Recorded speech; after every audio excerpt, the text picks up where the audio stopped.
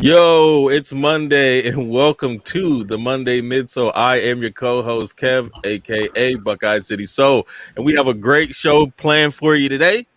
But first, let me go ahead and pass it to Almond Brown. Who's that? What is good? It's your boy Polos and Jays, aka Mr. New Booty. Excited to be here tonight. We got a great show for y'all. As he said, I'm gonna pass it over to the man on that side of me. Nice. Okay, what's going on, everybody? It's your boy Mo. Glad to be on. Unfortunately, Kev would have it during Monday Night Football, so hopefully, he don't go too long and we can watch this game. But we're gonna kick it over. So sounds like football would be the conflict, not the other way around. We're gonna kick it over to Mr. Nicole. Oh, it's been a minute. This is why I don't come on. This is why I don't come on no more. I got thrown off. I forgot. I got abusing me. She got the gloves Hi on. everyone. It's been a while since I've been on. I was never good at passing the mic, but freaking Power Girl, Nicole, Soul Wash for the society. That's me. Well, I'm one of them. and then you're gonna And now you're gonna pass it over to dang. Ma. Come on. She don't even know people's names. Come with it. Jesus Christ. What's going on? Usual suspects. Your boy Molly Mall here, leader of the Light Skin Legion, Mr. CLB. We got a great show, great guests. So I will introduce him. Matt Halfhill. What's going on, man? Hey, doing well. Can you guys hear me? Yep, got you loud and clear. Clear. Got it now. Good to go. Looking fresh over there. I feel like I'm in like an interrogation room. Like obviously the background and scenery is a little bit different, a little bit darker too. The light's just not hitting the right way. I was trying to mess with it. I got these shadows. I definitely feel like I'm in a dungeon. Probably a little bit of an echo too, since there's a lot less things down here to capture the noise. But we're gonna still get it nonetheless. So we've got NiceKicks founder Matt joining us today. Again, welcome to the show. Round 2. Yes. Yep, finally got it. So, so for those who may not be as familiar with your background, why don't you give us like the 5-minute bio on Matt, NiceKicks? Yeah, so 5-minute bio. Born in Fresno, California, went to high school in 3 countries, Grenada in the West Indies, and then in Canada, finished off high school up there in Victoria, BC. Victoria is where I got my first job working in shoes. It's actually my first job ever. Working at a mall store called Athletes World up there. And while working there, I started buying and selling clearance items onto eBay. This is back 2002 or so. So this is 2002, quite a few years back. And haven't really left sneakers ever since then. Started NiceKicks right then while I was still working. Right like a week before I graduated high school is when I registered the domain name. And then moved to Texas in 2004. Moved back to America in 2004, and been pretty much in Austin ever since. But yeah, just been having fun growing NiceKicks into, still every day something I didn't plan it to be. So trying to, keep moving. That's awesome. Nice. So that was what, April 2006? April of 2006 is when the blog, the blog launched April of 2006. Started building the blog like in December of 2005. And I actually used a domain name called sneakerhype.com, which I still have to this day. That was kind of a shout out to Hypebeast. Actually, funny fact, Kevin Ma, the founder of Hypebeast, we actually lived in Vancouver at the same time, only about a mile from each other, and we didn't even know it. So I read his site, and David Fisher's Highsnobiety, which was highsnobiety.blogspot.com at the time. And I was like, so I loved the sites, but I was not as much into streetwear. I mean, hell, I wear black V-necks and skinny jeans all the time. So like, fuck, I'm not a fashion dude. I was like, but I'm really into sneakers. I'm really into shoes. So I'm like, there's got to be people like me who really care about sneakers. I'm not saying people are like me, like they got no fashion sense. I'm just saying like they just really love shoes like me. So that was I was like, well, hell, let's just make a blog just about sneakers. So that was it. Right. So if I'm not mistaken, NiceKicks is credited with being the first blog solely focused on sneakers. That's correct. Yeah, we've been credited with that for sure. Nice. Yeah, I think a couple others like popped up a year later that year. I think like the shoe game came out that summer. And I'm trying to remember of a couple others that came out later that year, maybe Sneaker Files or I know Kicks on Fire like launched later that year as a blog, or December or January. Sneaker News didn't come out till like the end of 2007. But yeah, it was fun. Very different times at the time back then. Right, exactly. More of the forums, right, buy, sell, trade, that type of deal. So if you think back to launching in April 6th and then seeing, what are now, let's call them competitors, right? Oh my God. College peers, whatever the case may be. Like talk us through that evolution as you're trying to build your own brand and foundation, and then seeing all these like copycats pop up, and kind of how you meandered through that. For sure. Well, I think that like early on, it was weird because like there was a lot. I don't think a lot of people found their voice yet. I think that we early on kind of did. It was kind of. I mean, it was easy. Like if you look back at some of my early posts, as bad as they were, like I was speaking a lot in first person, and I used the comment section a lot to add in commentary as well. But like, I think that what happened was, we all started to develop a voice and a narrative, at least the ones that really like lasted. I forgot about May's Kicks in the City. He also had his, which was again, like covering things like on the ground in New York. Now, this is a time before social media. So like the way that you could actually find out what was going on from New York on the street probably took somebody actually in the streets in New York. Like that was the way you're going to get it. So thankfully, like, before, like, I guess we had forum access or whatever, but there was an opportunity for bloggers to like really provide that update stuff. And same thing with like G-Rock from the shoe game. Like he was covering what was going on in Atlanta. So like for me, I covered what was going on a lot in Houston. Like I drive down to Houston to get information on upcoming shoes, upcoming events, and coverage of events down there. But I think what happened was that over time, like, there became more websites that covered updates on upcoming shoes, but the ones that really like withstood the test of time were ones that actually built a brand and built a voice. Because it's easy to tune into something when you kind of have like, when there's trust, and part of trust in media and trust in anything that you hear is like a distinguished voice that stands out differently from somebody else. So I think that's why we were able to like just kind of find our lane. Right. So when you started this in April of 2006, like have you followed the path of the vision? Like have expectations been exceeded? No. So like part of the process was I had to rely on a couple sources for information. Forums and message boards were really like the only info sources back in the day. Like they really were like that were on the internet. And the problem with forums and message boards is that reading them is not very easy unless you use them a lot.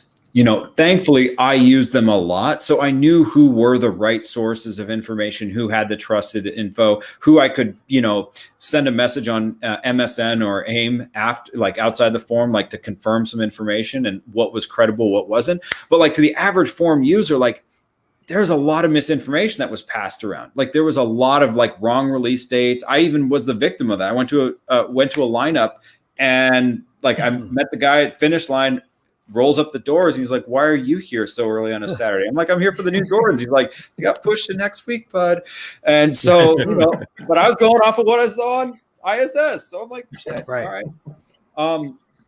But through that process, I found that making friends with retailers was how I was able to stay in the know on a lot of stuff.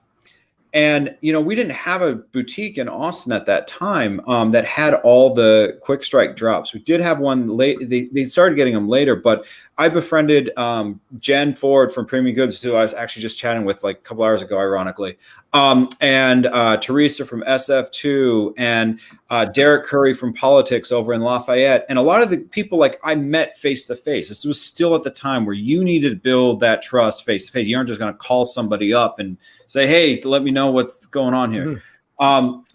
But through that process, like I really was interested in retail. And I really thought like, wow, as I spent more and more time in these retail spaces, I'm like, I would really love to take NiceKicks into a retail setting, like off the internet into real life. So to take a 5-minute route to answer your question of did it go the way I thought? Absolutely not, because I went into retail because that was never part of the original plan.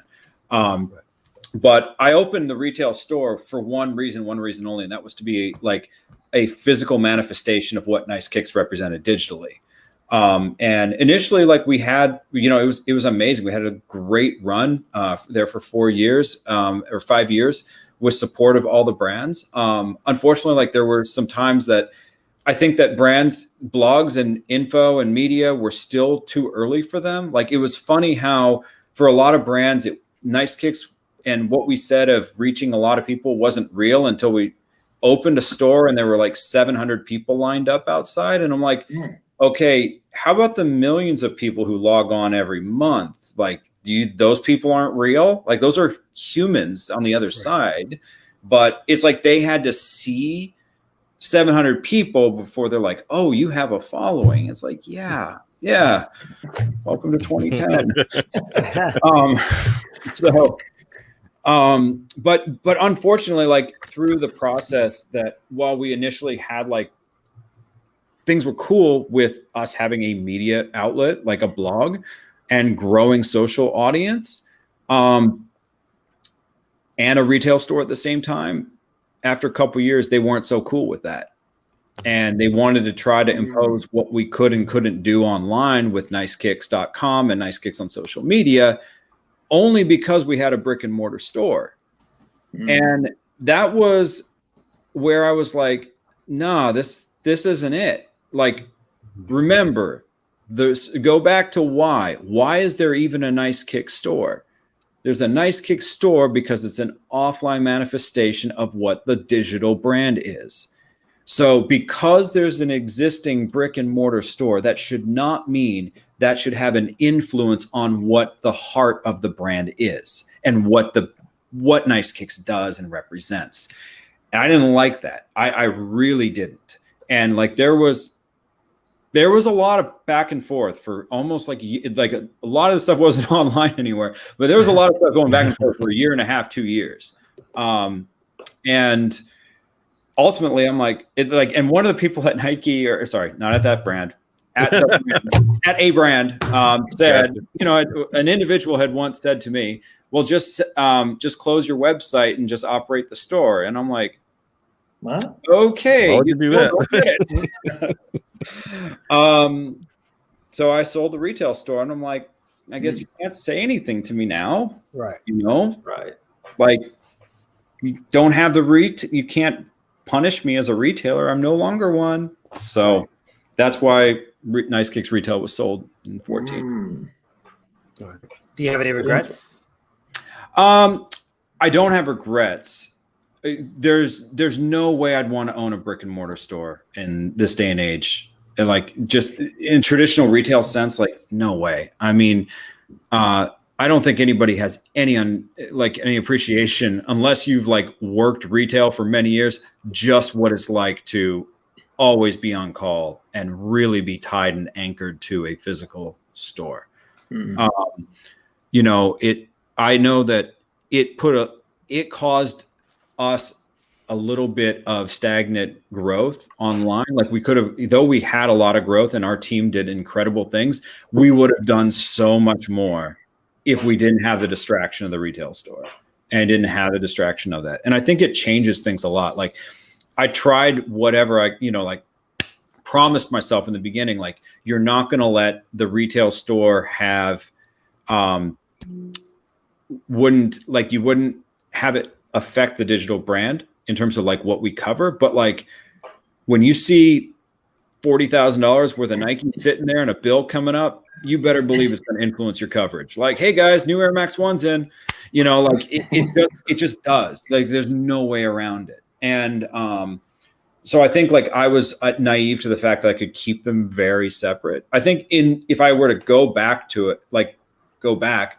I would have put the retail under a different brand so that it was, so you get the benefit of like the Ronnie Feig Kith thing. And some brand separation there, and let the retail become its own thing on its own. That's about the only thing I would have done differently. But no regrets. Definitely not. We've been able to grow and evolve by not having it. Awesome. Nice. So you brought up a very valid point there in terms of like how the supply, right? How that would influence some of your content.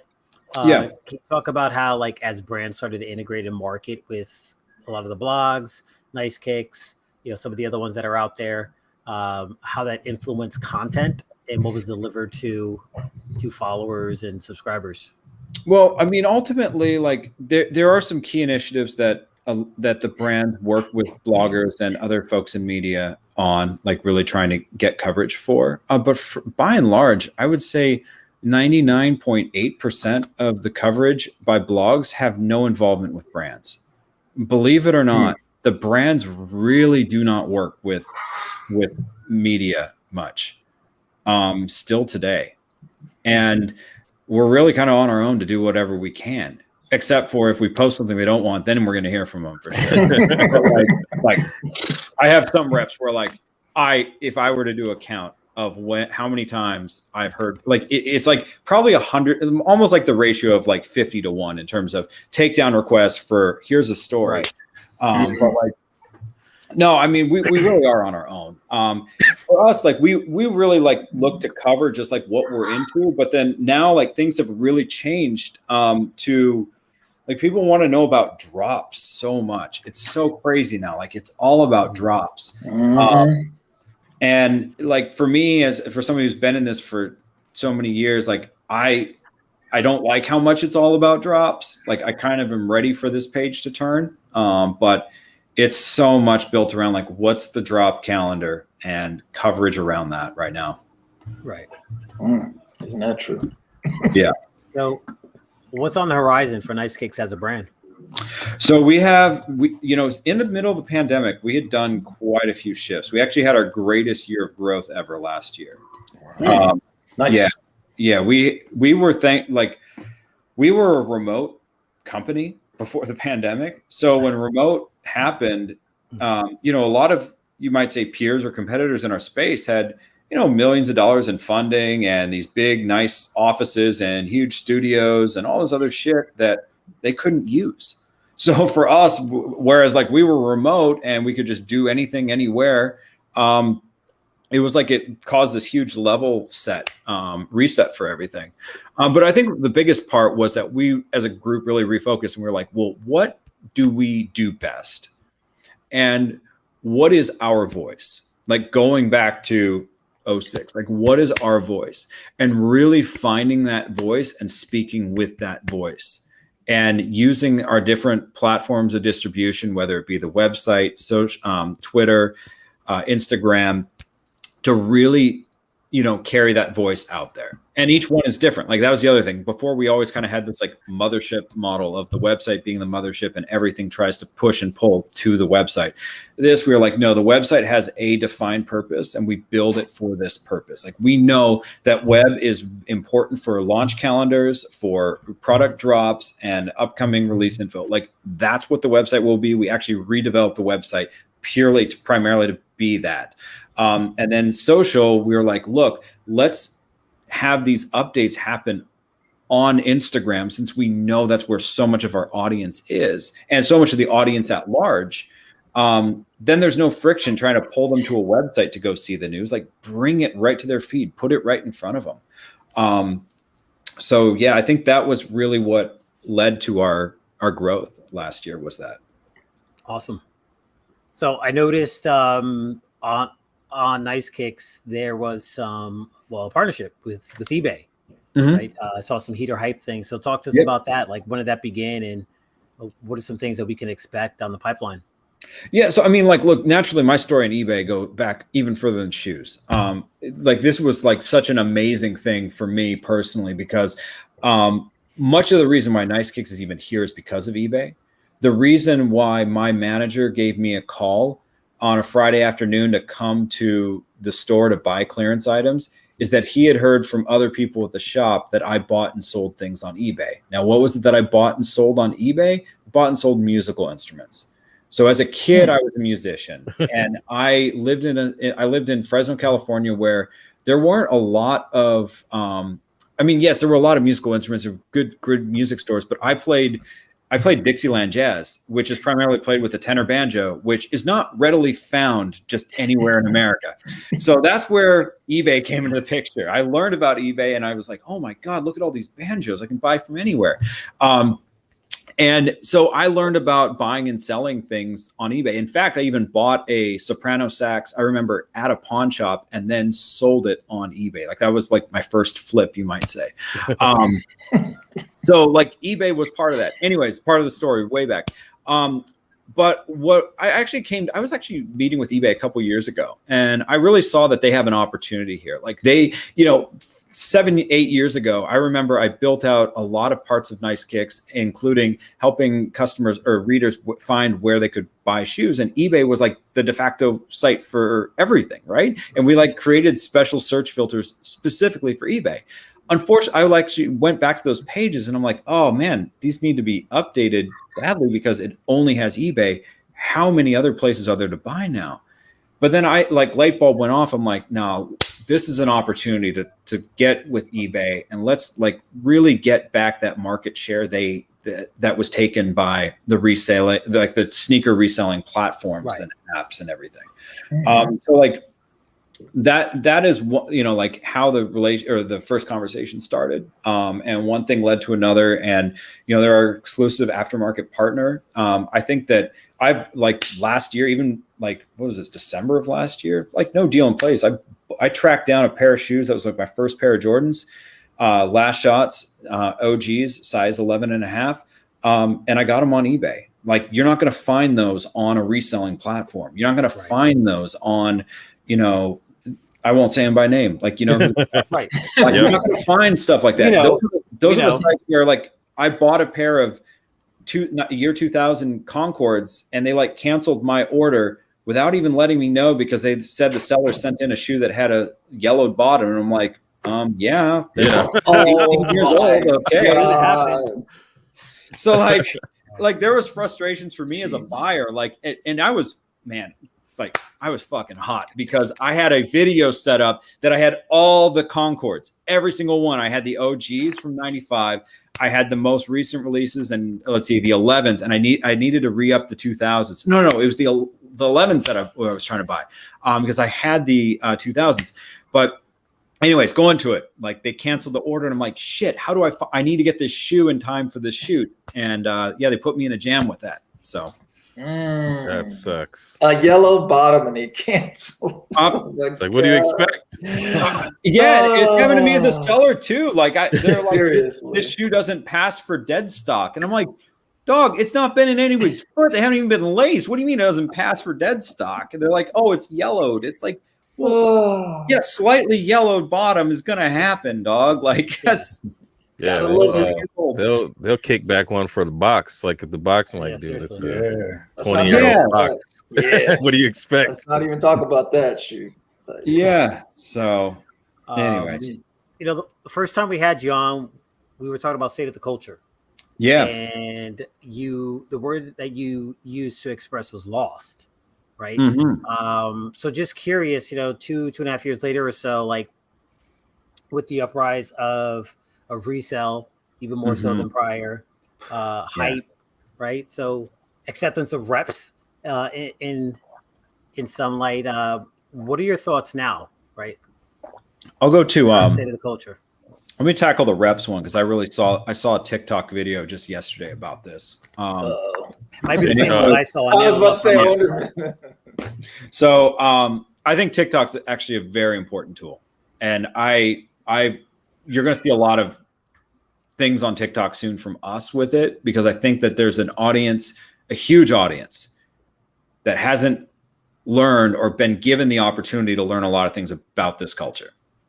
So I want to bring some stuff there, and it's going to be from the approach of like, let me share something with you, not like I'm talking down to you kids. Learn. It's like I'm going to throw this out here for you to do whatever you want. But what I saw on TikTok, and it was actually, I think it was Overtime Kicks posted it.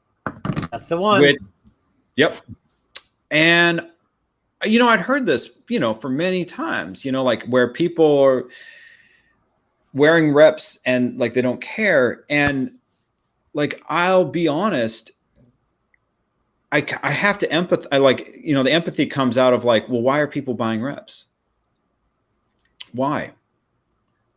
And could it possibly have to do with the fact that it is so impossible to get the shoe that you're leaving some people no choice? And look, I don't know if you've seen a rep recently. This is very different from the variants back in the day, man. These are totally different. Plastic joint. If you need a working nose and a black light to tell whether or not the Jordan 1 is fake, you're going to have a whole lot of kids who are going to have no problem paying $150 for a rep than trying to get them to pay $500 plus for that same shoe off of a resale platform. And I think that's a problem that has to somehow be solved by the brand. And I don't think that necessarily enforcement, while that might be the short-term solution to it, I think the longer-term thing they need to solve for is the root of the problem, which is, why is it the customers and the consumers who want to buy the shoe to wear can't get it? Mm-hmm. And that, I think, is a bigger issue that needs to be addressed. I think that the rise of reps is a reaction to the real problem. But do you think that the brands will actually make a move? I'm not sure. I'm not sure what the brands will or won't do. I think that the brands understand that there's never been a greater sentiment of anger and frustration with the buying process.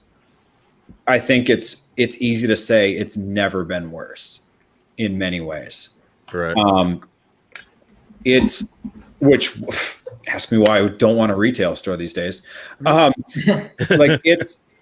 think that there are some short-term solutions that they could implement overnight that would have a big fix on things.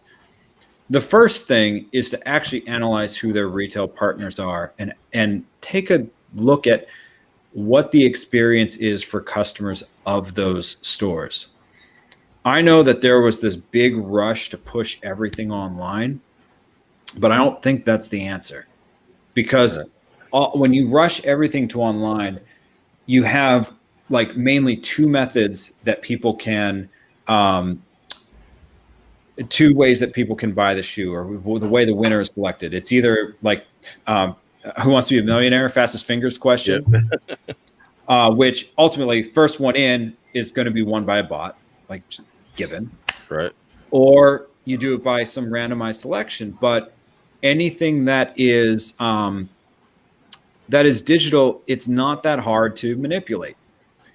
I really do think there needs to be a better process of putting more pairs on the ground in the markets and less of this push to get everything online.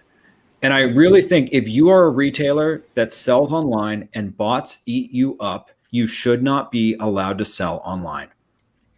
Like, and I don't understand. Like, here's the next thing, so Nike's had this big push and agenda for direct to consumer. We know about it, right? We know that direct to consumer matters for them. So if the shoe's going to sell out online, why not just have it at Nike.com and maybe your JD and Foot Locker families? Like, I thought the purpose and role of the boutiques were to connect in the neighborhoods with the consumer on the ground. So if that is the distribution strategy for launch product and they're in your relationships is that street connection, shouldn't that be where the product is sold to? Why online? And then when you start selling it to the stores and they need to sell it on the ground, actually police it. Actually watch it. Yeah. Like if you have a store that never has anybody walk into it. I mean, look, it's obvious that these are just fronts for door counts to get you allocations that might never actually be sold in stores. Like, just do the sniff test, man. But I don't like it. Just doesn't go on. It doesn't go on until it blows up into some scandal, and then, oh shoot, we need to have a reaction, and then we pull their account, kind of thing. Like, actively look, and don't have your sales reps be the one to police it. Like, you think like. Get an outside party to analyze this shit. Exactly. Like, get the sales reps out of the mix of this. They have a vested interest in those accounts staying open. Not to mention, I've heard God knows how many stories of sales reps being proposed with bribes, which means that if there have been so many proposed with bribes, there are a lot who have received them too. Right. So, like, I think that, like, look, it's a problem, and I really do think they need to address it. In the short term, make more pairs. Like, seriously, supply demand, make more pairs. Yep. And I also don't think that I think that there's something to be said for first introduction date on a shoe. Like, there's no, like, have a, like, let the waves come in of some, surprise restocks of product or second shipments, or I mean, like, that a lot of these retailers are not going to say no if you offer them retro product to restock into their stores. They're not going to say no. So yeah, you have them make their orders and make their bookings, but man, get some more in there. Have them hit the shelves. Be there for the walk-in customers. Allow it so that they come in and somebody calls their friend, man, you won't believe what I just saw in this store again. Create an energy for people to start going to stores again like that. So, anyways, what do I know? So, if you have a voice in the community, what do you think you can do to help channel things like that, like to affect change? I mean, doing things like this, I think, is one way to do it for sure. I have to tread lightly, of course, because I do have a relationship with every brand. But I think that it should be. I think what we can do with our voice is celebrate the people who are doing it right. I will say I've seen, like, I love what Whitner has done in terms of, throwing some hurdles for folks. I love what Union has done, some surprise hurdles for folks. I love what Hibbett Sports does in terms of how they have an actual loyalty program, and they, like, because of the way their business is set up, they're able to have more of a personal relationship with their customers and more involvement with, like, I don't know, better way of handling releases. Like, they have like one of the best system I've seen so far. You're referring to Hibbett as like in person? Yeah, Hibbett in person. Yes. In person. I was going to say, because the online is the same experience as all the other sites. Well, I mean, look, anything that drops online, you have cook groups who have monitors that are going to now notify that there's one in the chat right now.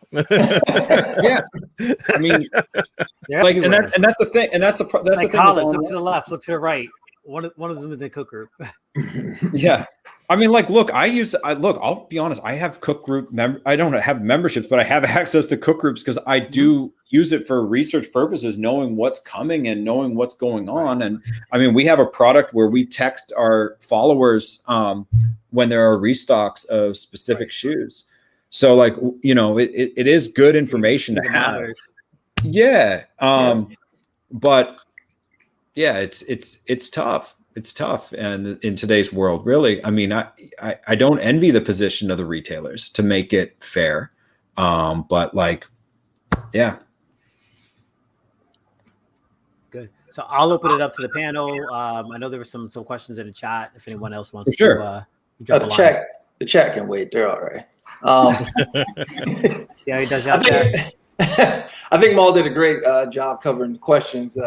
had about 3 of them that I was going to ask myself. So he kind of whittled it down. I really only have one. So you guys recently have branched off and have an app now. What's the goal and what's the direction that you're going as far as with the presence of that the app? So about that retail question again, any regrets? We had an app that we launched in 2009, and I got too busy with store shit that I didn't maintain the app. And I think we had 250,000 installs when I just broke something on the website, never fixed it, and just kind of abandoned the app. So that would be going back to that. Big fuck up there. Big fuck up. For me, we're still in the early stages. We're learning. We had an idea of what we want to do with the app in terms of using a lot of the content we had on web to power the app. We're learning what parts of the app people want to use, what parts they don't. We are finding people are liking the tools where we're notifying them of releases, and then also a calendar information. People just want to know what's coming up next. I mean, I think we in the culture, we know what's going on all the time. I mean, fuck, for me, it's my job that I don't do a very good job at sometimes. But we are very much connected. A lot of people who like sneakers, and really the consumer base at large, they don't have the hours in the day to dedicate to that. They want a fresh pair of shoes because they want a fresh pair of shoes. They like the shoes. They like the same shoes as us, but for different reasons. But something that's very important to them is being able to learn to know what's coming up next so that they can plan it's payday next week. What shoes are coming out that I could cop if I wanted to? And so we're finding that for the app. But where it goes, I don't know. I'm not sure at this point. Just like with the website, I don't want to put any restraints on where we take it. So So the goal, so I think you kind of covered this earlier. So the goal is not, hey, we have this app and then eventually the page goes away, because ultimately, like you mentioned before with the retail space, the page is what kind of created that brick and mortar. So it's not a matter of, here's an app, we're getting rid of the page. Oh, no, because web serves a different purpose from app. Gotcha. Yeah, web serves a very different. Now, while 90% of our audience on the website is from mobile devices, it acts, functions, behaves, and is used by users for a different reason than the mobile app. The way I look at it is that people are usually in the early stages of discovery when they're going onto the website. When they have the app, they're more familiar, more connected to us at the point at which they install the app. So it's really like a different relationship we have, similar to social media. People follow, NiceKicks on Instagram. Yes, they get updates, but they also like the humor that a lot of our guys put into that. And it's kind of like a lighthearted, way to look at how sneakers are, and for a lot of the content. You're not going to find out about every drop on the NiceKicks Instagram. That's not the purpose of it. And same thing, the web and app are going to serve different purposes. They're probably the closest now that they'll ever be. We're going to see probably a year from now, they're going to look much different in terms of what you see. Gotcha. Yeah, I noticed the app was pulling content to look like from the page. So okay. Yeah, I mean, once we grow the app to have a large enough base, it might very well be that it has its own dedicated team to creating content just for the app. But right now it's just the redundancy is a nice way to have no content costs against the power into the app. Right, makes sense. I have a question, Matt. Yeah. Hi. Sorry, I was working. No, I was listening. With you having such a huge platform, and last year, we had the boom, the whole thing with COVID, but then there was a lot of social, racial, gender injustice. How much pressure does what's going on in the world affect your platform? Do you feel like you need to speak up, or and how do you navigate through, what NiceKicks actually represent versus what you believe and what you represent? Yeah, no, thank you for that question. Listen, I think that it was a very important discussion, that a lot of discussions that needed to be had last year.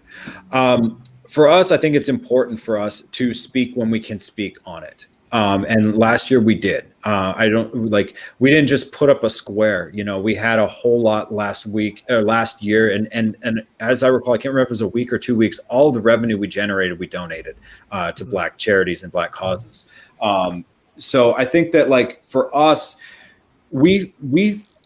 I'm of the belief that one of the best ways you can influence is to influence people when they don't know they're being influenced. It's the way that we can, just like with shoes, to kind of bring in, like, introduce something they might not have known or something they should appreciate. I think that for me, my personal voice or my personal thoughts, as well as my team's, is like, it's ways of covering what needs to matter, and in a way that, like, people wouldn't necessarily say, oh, you are doing this to say this. I think that, like, when everybody is saying much of the same, it's easy for your voice to be lost. I think that when we can highlight something or add in a comment to something when it's quiet is when it actually makes more impact. Yeah, so that would be the way I'd answer that. I do want to be respectful of what our role is, because, like, I think that we are not, and I myself personally do not have enough knowledge and enough research to try to speak about certain topics that we shouldn't speak about. But I think that that doesn't mean we don't have any ability to speak. Right. And just a follow-up question, and I'll be done, and I know. But with you being, around for so long, what do you think about the new representation that's been going on about highlighting females in the sneaker game? Man, it's about time. It's about time.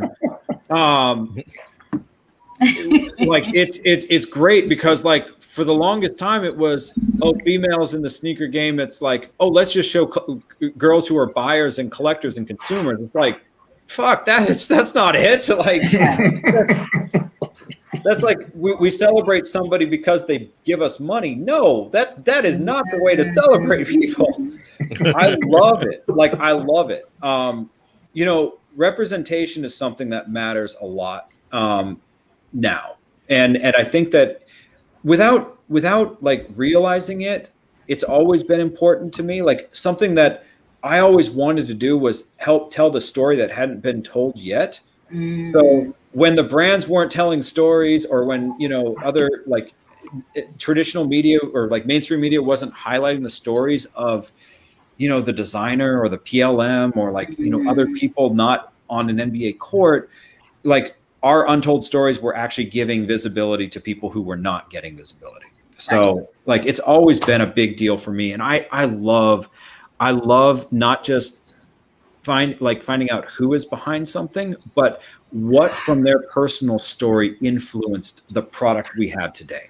Because that's what I think, like, we're just scratching the surface on this. Like, we are just scratching the surface of getting to know the names of a lot of the women in sports.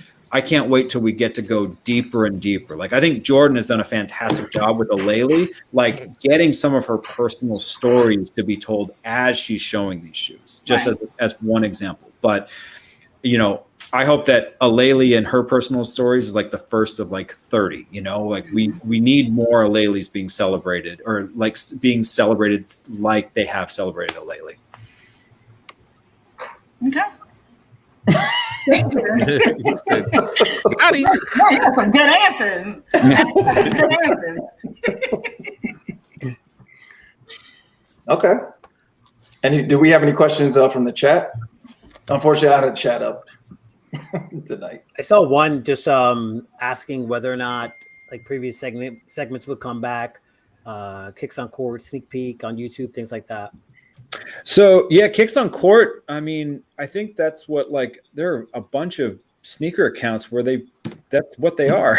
Like, so I think, like, Kicks on Court, really, like, we look back at it, and this is something that's, like, you have to make a decision all the time about, like, what you do, what you don't, what you invest in, what you pull back from. And, a miss that we had was we didn't create a Kicks on Court like dedicated Instagram account way back when. You know, it was we did not adopt the right mindset with Instagram back in 2011 when we joined, which was we should create, or I mean, really, we should have done it years later. Anyway, we should have created separate accounts for the different columns we had on the website. Celebrity Sneaker Stalker being one, Kicks on Court being one. I even think like just collections being another. All of what we were doing on the website, we should have created separate Instagram channels for. Instead, we had the mothership idea, the website idea. You put it all on one, and we've really like seen that was a miss. You have to create separate verticals for this stuff.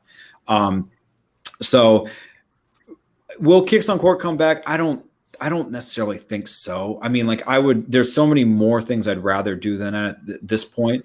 When we launched Kicks on Court in 2008. It was really like the first of its kind, you know, where you could check in daily and see who wore what the night before. That wasn't done before. So for me, it's like, I think of like my creative director, Gabe Ocean, has a great line that he says is like, the best way to get the most out of your engine is that you change the oil regularly and you always change it before it's due. And so I think that like why Kicks on Court was a success is it was change. Like, yeah, we grew on it and we, you know, expanded into video and other things like that. But the need to change is important. So I think to answer you, I don't know that we do it. We would change to do something different. Awesome. And same goes for Sneak Peek. I think Sneak Peek's the same thing. Back in 2013, I think, when it launched, the idea of video that showcased collections was really a new thing. You know, up until that time, the only videos with sneakers that you saw on the internet were people unboxing a shoe or holding up a shoe and saying what colors they were. Sneak Peek was really the first of its kind to go through a collection and hear the stories from the collector about what their product was. Now there's a lot of that. I think if we were to do Sneak Peek, we've talked about it, God knows how many times, it would be much more built on the stories than the personalities, because I think at this point we've seen all the shoes we can see. Everything can be bought by any celebrity at a resale site. Like all it takes is money these days to get any shoes. So it's less about like what you have in terms of product and what you can share in terms of a story that I think would be the angle we take. I like that. Yeah. Yeah, that's awesome. I think that's what makes some of these drops better, the stories behind them. Yeah. You know, like I said, you know, James Whitner, for example. For sure. That's what, I think sometimes the lack of availability takes away from the story because it doesn't allow you to get really immersed in it as much because you don't think you have the opportunity to obtain that. So someone brought up the story. Somebody asked, what was the story behind the Trophy Room ones? And like, think of all the talk that there's been about the Trophy Room ones. Laces. Limited. It's been everything. And back doors. Right. So that's the overwhelming story. Now, one would say, oh, that's not the story. Did you see what they posted? It's like, no, but what's the story? What is associated? What comes to mind when you say Trophy Room 1? Controversy, backdoor, Benjamin Kick with them. Like, okay, so that's what the story is. The people, like, this is the thing. And I remember when brands first started making up their own colorway names, which was, I mean, cute, like their own nicknames for shoes, because the way that shoes got nicknames was that the people made them. Yeah. The people chose the nicknames because that's ultimately what the people called, like, that's how they knew them. That's how they referenced them. That's how they explained to somebody else who had never seen them what they were. Bugs Bunny 8s is a perfect example of that. Right. So, but like with the Trophy Room ones, like the whole thing of MJ being frozen out of the All-Star game, like nobody hears that story or tells that story. And so I think that, you know, stories matter, but it's really important that those stories live on. And, you know, there are a lot of things that can happen externally that can change and shift what a story is. Exactly. That got drowned out by all the drama. It got drowned out. Yeah. And I mean, like, I thought the story was really cool because honestly, as big of a fan of MJ as I am, I never knew that he was frozen out like the story says. And I look back at the stat line and I'm like, holy shit, he really was. He really was. And after, the Last Dance and, like learning more and more of the dynamics, I'm like, wow, that makes even more sense. But it just like, it's unfortunate for me because I'm like, damn it, this is like in a 2021 to get a new story about MJ being told in a creative way like that was a huge missed opportunity. Instead, it's being called like people call him the Pac-Tour once, but unfortunately, like sad. The backdoor one. So, yeah. Well, okay. Were there any other chat questions? Like I said, I can't see the chat. I'm sure there were, but I think for any interest of time. Yeah, Matt, we held you over. No, it's fine. It's fine. We're hoping that you don't come back because we held you hostage a little bit. He's gonna wind up blocking me on Instagram now. No, this user is not here any longer. I'm gonna reach out after the show. Matt, thanks. Oh wait, he's gone. No, it's just gonna say you're gonna be blocked. It'll say Instagrammer. No, but seriously, Matt. Thank you, Matt Dub. We definitely enjoyed you coming on. Thank you, guys. Yeah, we appreciate you, man. Appreciate the knowledge. Appreciate you coming on and sharing the story again. And I encourage everyone. I'll post a link. We had them on roughly 2 years ago. There were some great nuggets from there as well. So by all means, after the show, go drop that video a line. Appreciate it. Thank you, guys. Thank you, Matt. See ya. Have a good night. You too. See ya. And then there were 5. Actually, and then there was 4, then 3. Then... Fix my lighting. Nah, I have a few minutes. I'm in an interrogation room. You got is that a Wu-Tang journey hat? It's a local designer. It's a local designer. I do a lot of locals, so I got that. Got you. And then I got D-Lo shirt. Okay, all right.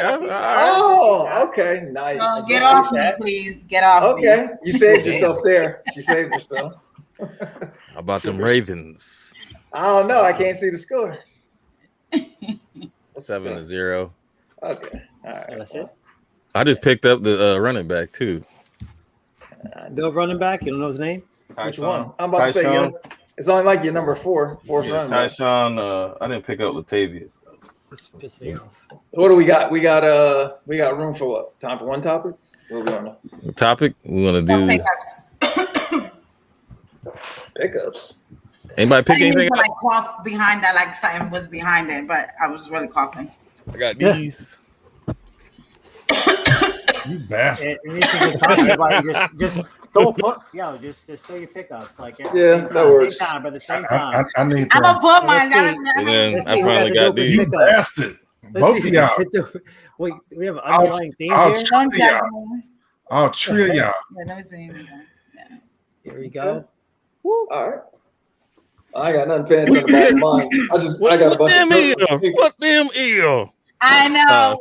So I've been collecting. I only have one more of these. This is what, from 2000?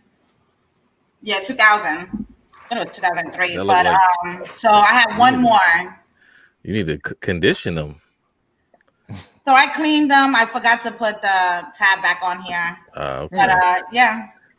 Okay. They look like somebody laced them up real tight and then it was one of the tags. It was one of the tags. They were in the background of the first 48. They do look tight. Yeah. Now, Skinner, that wasn't all dunks, man. It wasn't. I got one more left. Damn, there was though. Kev, what'd you pull off the first time? Kev had Jordan. Yeah, the Jordans. Those I had Air Force One. And she got Air Force One. So okay, yeah. Ones. What you got, Nicole? Pull it out. Paul. She just did. I did. I thought you said you had another one. No. Nope. Oh, meaning that I need one more to finish that. Oh, I got you. Wow. Okay. My bad. That's all it. right. Cool. Y'all want to talk about what's coming out next, or I don't even want y'all to pull up nothing. You want to talk about? Let's talk. You want to go in the mall? Let's talk about mall real quick. Yeah. What's the status on my interrogation room? I'm about to say, lighting right. tear Got it, back tear it grab. up. Like, yo, Are you standing up? Yeah, You standing up? You've been standing up for I've been weeks. standing up. Yeah. Like, Chill Town, Yeah. drop the link. Yes. Drop the link for your show. I think you're doing a show tonight. Drop the link in the chat, man. yeah, Nicole, you it's been a while. I've I know, I'm sorry. I converted to a standing desk, but even so, I used to have nice sneakers behind me. This was the Kobe section or what have you. And now all I have is just my Kobe poster nearby. I was gonna put it up, but I was like, that looks even more lonely. So I was like, no, I'll just keep this here. It looks like I'm in an interrogation room or something like that. But now, obviously, most who watch the show know we got hit with a lot of water from Hurricane Ida. I don't even know if it was considered a hurricane by the time it hit Jersey, but a lot of us in the area, we got flooded out. I'm not too far from New Brunswick, which is like Rutgers University area, and they were like damn near completely underwater. I drove through there on Saturday, and they were still pulling cars out, towing them and whatnot, and you could tell like it was over the top to the point where the car looked like it was a whole different color. I was like driving behind it. I'm like, is that a copper or is that dirt? And sure as hell was mud. So a shark in the car. Yeah, listen, the unthinkable happened. Every sneakerhead's nightmare. It's funny because as it's raining, I'm watching the news. They talk about hurricanes, or not hurricanes rather, but tornadoes and flash floods. So I was like, let me go downstairs and take a look and make sure we're good. And I walk around, it's bone dry. I'm like checking all the areas that where water could potentially come in. And I'm like, all right, we're good. I'm upstairs and I hear a crash. I'm like, what the hell? I'm like, what are the kids doing? So I'm yelling at them. They're like, Dad, we didn't do anything. I'm like, oh, okay, whatever. And then my wife went downstairs. She's like, we have water. So when you first come down the steps, what have you, I got like a bunch of Jordan 1 boxes, things that I hadn't put away. So when that got wet, they all toppled over. So there's about 12, 13 pairs stacked high there. That's the noise that I heard. So ultimately that's what prompted me to, look around and figure out. So by the time, I get down here, anything on the bottom case, that's wet. Anything that was on the floor, shoe boxes, etc., that was wet. I had, from when I was doing the raffles, I had those shoes still chilling out there. So if you see the video, you'll notice that there are pairs that are floating just on top of the box. Why? They were there for when I did the raffles. So there wasn't both pairs in the box, what have you. So like all of those pairs, now like if they were in a stack, only the bottom pair theoretically would have been messed up. But all of those pairs essentially got soaked. So I think the running total was somewhere around 200 pairs that were affected. Yeah, I know, right? My feelings. Collection. That's what 5% of your collection. I'm not going to disclose. So it's not only like the number, but like what was on the ground. So it's like my DMP package, my turduckens, the wave runners, which I finally just got again. You know what I'm saying? Literally, my wave runners are in waves in a damn flood. And there were things that, because in the moment, I'm just grabbing shit. Like just grabbing things, trying to get in the higher grounds, trying to get things out of the second and the third, case. And, listen, there was a lot to navigate. All in all, like it could have been a lot worse in multiple ways, like from the shoe standpoint, but just everything in general. Because there were some folks who, I got like 8-9 inches. Some people got like 8-9 feet. So, but still, I got 8-9 inches and I ain't even out there. Pause. Leave it to Kevin. But like it never quite hit like the level of the outlet, so that's cool. Otherwise, I would have been roasty and toasty. And I was able to dry things out, and I'm basically going to be taking over Nicole's job pretty soon with the amount of shoes that I've been cleaning and trying to. So I in Jersey. Listen, man. So the idea is I'm just going to figure out, once it's all said and done, what I might keep. Just rock them, beat them, play ball on them, whatever the case may be. A lot of people hit me up saying they want to buy them, so what I might sell, and then donate. So that's the plan. I posted the video on, let's see, what was that, like the night of or the day after rather. And then I posted like a compilation. NiceKicks, Matt, he reached out to me. They had posted it, and I saw a lot of the comments there. And they talk about, oh, you're, like he's straight, he's gonna get paid out or what have you. And I thought, like, for the most part, because I didn't have specific insurance on my shoes, it's something I looked into, met with resistance, because it's just not necessarily anything, a standalone policy that covers that, because there's a lot of different variables that go into it. But through my homeowners, like I had personal property, so I figured like worst case scenario, if something like this were to occur, like most of what I lost could be recouped. However, right, I don't have flood coverage. So because of that, all the other things are null and void. So everything? For the most part. Okay. Yeah. So the cause of the damage is considered the flood, right? So that's the peril. And anything that happens thereafter is not covered because of what happened. So an expensive lesson to learn, to say the least. It's like, hey, the looters came and broke in the house. Right. Like that's just crazy though. I don't exactly. It's like it's the wet bandits from Home Alone, man. Yeah. But even so, will they have reimbursed you on the actual retail or at cost or the resale value? What would they have? That I'm not sure because I didn't even go down that path. Because it was a dead end. So like I have all my receipts, and because we're in 2021, the sneakers are what they are. It's easy to find like what the market value is. So on my end, what I've been doing is just cataloging it and putting in the current market data. It could go up or go down by the time like of the year, whatever. But I want to get a sense of what was the actual, value loss outside of the intrinsic value, because there were some pairs that obviously, in my opinion, can't be replaced. Right. But get a sense of like what the actual damage was. But also, then, now, what I can do from there. Now, do you also include the loss in value with you, like the boxes being damaged now and things of that nature? So yeah. But will you be able to use something like? Go ahead. No, go ahead. Finish your question, and I can answer both. No, go ahead. Well, I need you to finish your question. I was gonna say, is this something that for Mo on your app? Do you cover a lot of this information? Like market value? Yeah, I think isn't that in there? It is, but it's a range, right? It covers from all, if he's size 10.5 and some 11, he's just looking specifically for that 10.5, 11. I think what we do is give a range as a whole from all sizes. So yeah, because the different sizes going right, different values. But we're changing. What was your original question then, Nicole?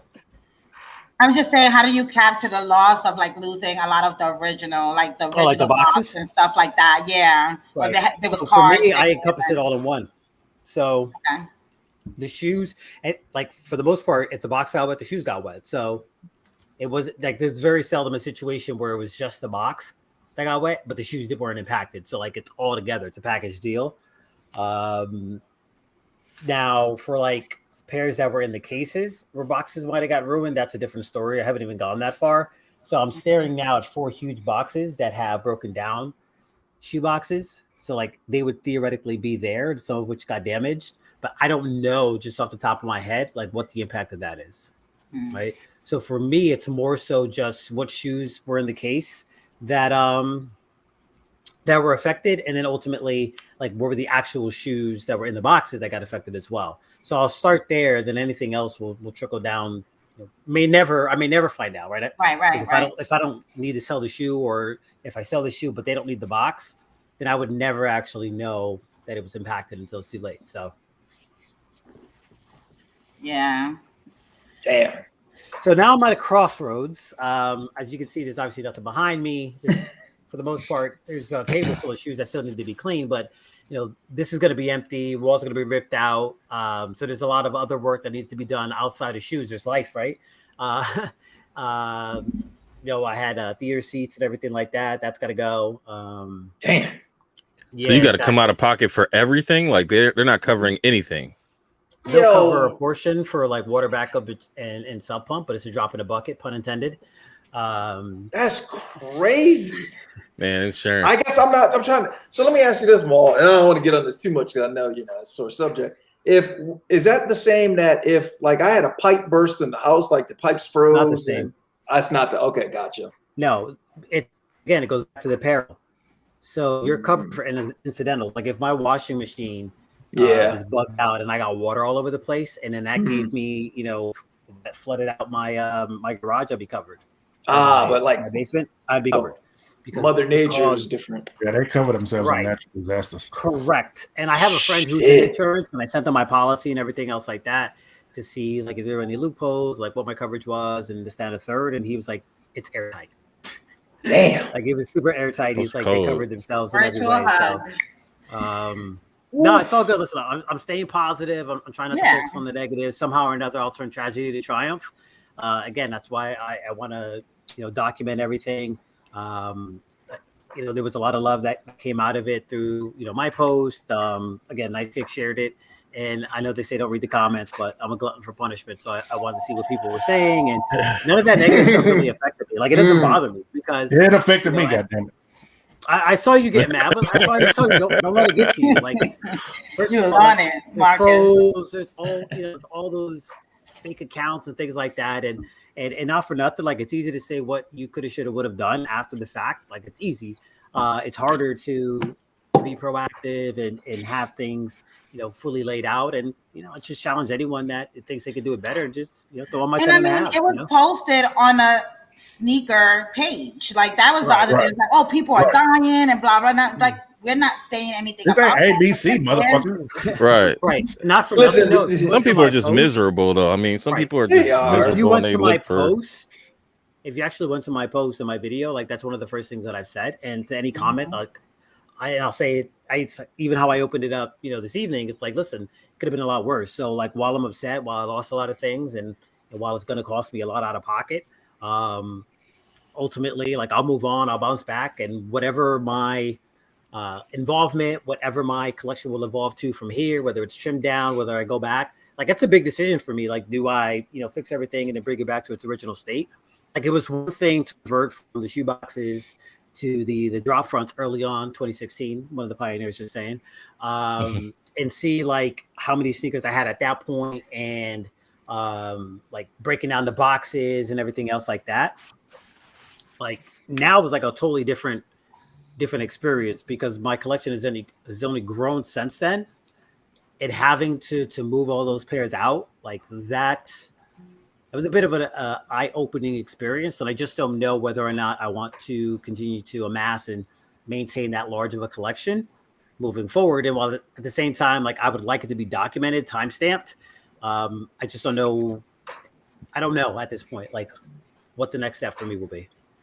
I'm really looking forward to like you coming out with like the top 3 or 5 tips of like storing whatever amount of collection, based on this, like what was like the biggest lessons, and, how can you assist, others or prevention for the future. But yeah. Right. So I'm definitely going to be doing like a video blog. I'll be posting something on YouTube. In terms of brand outreach, Under Armour did reach out to me, multiple people. Some folks that I know through previous relationships and some new relationships that have been fostered. So that was nice, right? Just the empathy and everything else, and the willingness to help out, right? And try to put a smile on my face and during what is arguably a very good time.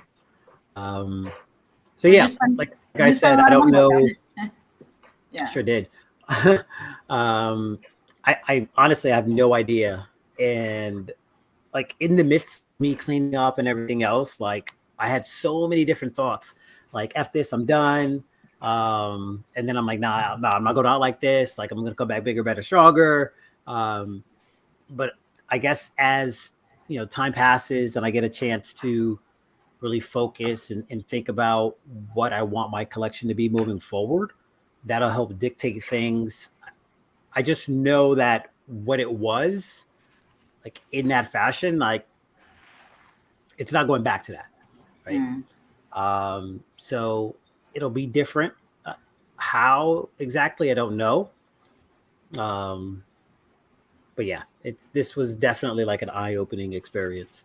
And outside of just having like the proper coverage and everything else, like the fact that I had to, like that happened, and having to move everything out and everything else, like I don't want to have to do that again.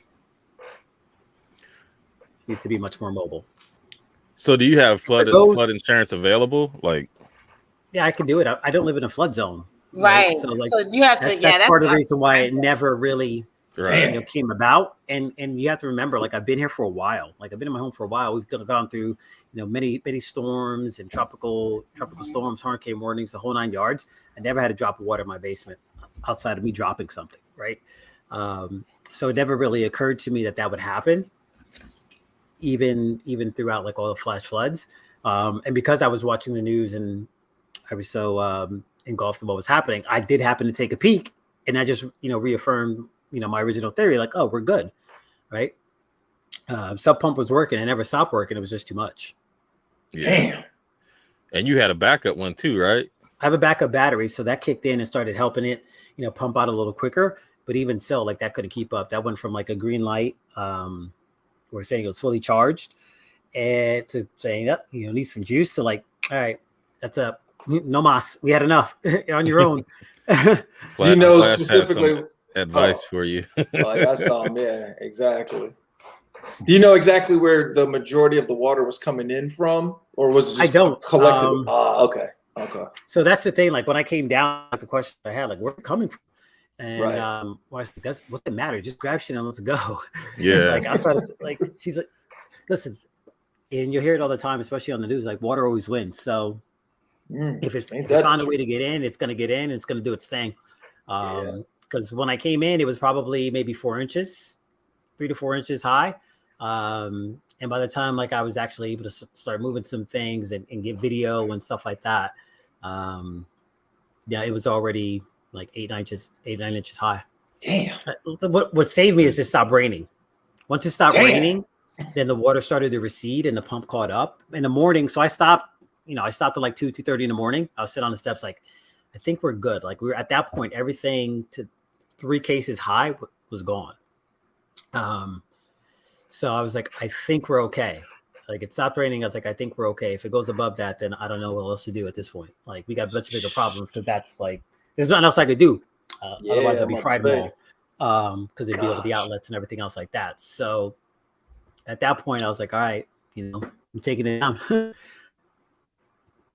And when we woke up in the morning, I woke up early, obviously, and went downstairs, and everything was gone. Like, the water had receded. It was dry. It smelled. You know what I'm saying? Mm-hmm. But all the water was gone. It was dry. We just got fans in here and dehumidifiers, and all that stuff. And we dried everything out really quick. So we had somebody come by. They did a moisture test. The walls were dry. Everything else. Okay. But at the same time, like, I'd rather be safe than sorry. Just get the walls removed, paint, figure out what other remodeling I might want to do down here, and so I'm not going to let my shoes dictate what goes down here. So I'm probably going to do it the other way around. So, like, whatever living space we want to occupy now with a blank slate, that'll take precedent, and then I'll let the shoes, I'll figure out the shoes afterwards. And that put them joints on stilts. Well, I would recommend, no matter what, like, if you have your collection in an area that could potentially get flooded, even if it's like a 1% chance, either keep you really don't care about on the bottom, or you see that one blank. Yeah, I did try to put the ones that are my least favorite on the bottom. I did the same for most, but like, I've got a pile that's just like a hodgepodge of shit. Like, there's things that are really organized, and then there's the things that come in and you just like get in where you fit in. So that's like some of the pairs, like the I don't know if I have them here. They might be upstairs. The LA to Chicago. Mm-hmm. That was there. Like, damn, what is this doing on the bottom? Paris 5s, the PSG 5s. Like, damn, what is this doing on the bottom? So there were some pairs that were impacted on top of the like things that were on the floor in shoe boxes. And because we do the show, recent pickups, blah blah blah. If I had to do it over again, I mean, simple fix would just be to put that shit on tables, like the actual boxes, and take everything from like the second row and store those. So, hey man, like you said, live and you learn. That sucks. Yeah, if I'm playing Monday morning quarterback, that's how it's going down. But it is what it is. I'm here now, and looking back on it and reflecting. Yeah, looking back on it and saying, I should have did this, or getting too hard on myself. Not going to change anything. So for me, I'd rather just look forward. I'm not swimming backwards, right? I'm looking forward. Like I said, I'm going to stay positive. You got and try to flip this.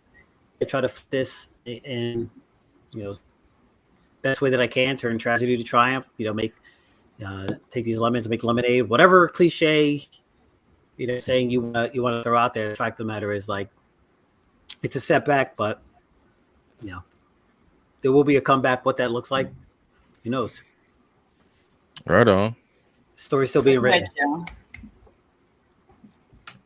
Shit. All right. Well, let's go ahead and shut her down because I got a game to watch. Yeah, I'm winning 14-0. You've been watching it. What are you talking about? You've been watching that joint. Talking about Talk about some. Right. He's like he's dancing. Hey, I'm on a delay. Yeah, Skinner was fucking me up though. He's like, he said that nigga Lamar, and I was like, oh, did he fumble? Did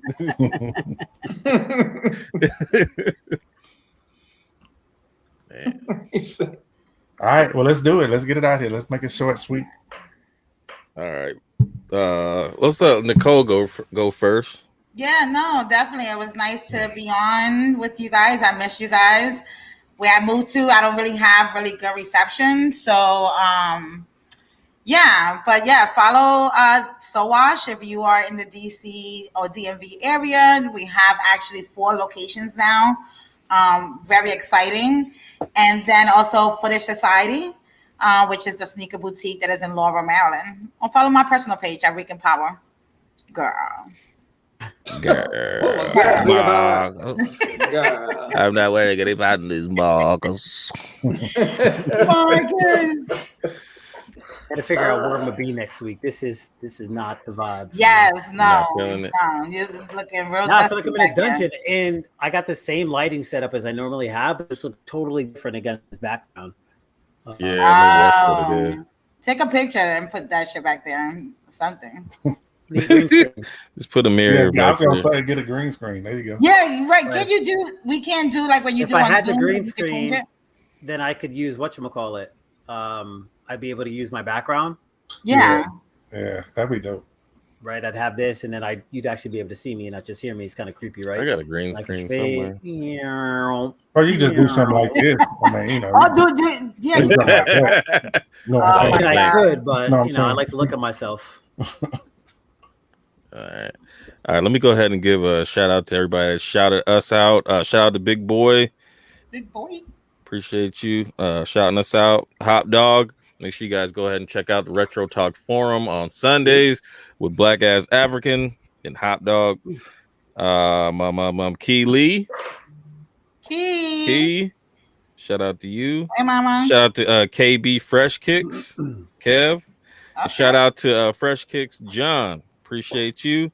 Shout out to Joey Escobar, the Ugly Dunkling. And I don't have any other ones on this one. But thanks everybody. Make sure you guys go ahead and watch. I think he said Chilltown was going to be on later. Yeah, he's on now. He's on now. Go ahead and check. Go ahead and mosey on over there. Shout out to everybody in the chat. Everybody that came through. Man, IBA is a savage beast. Don't mess with this man. King Troll. Oh man. Yeah, and appreciate y'all coming through. God bless and good night. I ain't got no new booty t-shirts coming soon. Hit me up, all sizes. Let me know what you looking for. Well, I guess on top of that, I'll just thank the usual suspects and anyone else who dropped the positive line on any of the posts, pictures, videos, etc. Obviously, it helps to keep a positive mindset, and much appreciated, much love. Yeah. All right, y'all. Well, that's it. See ya.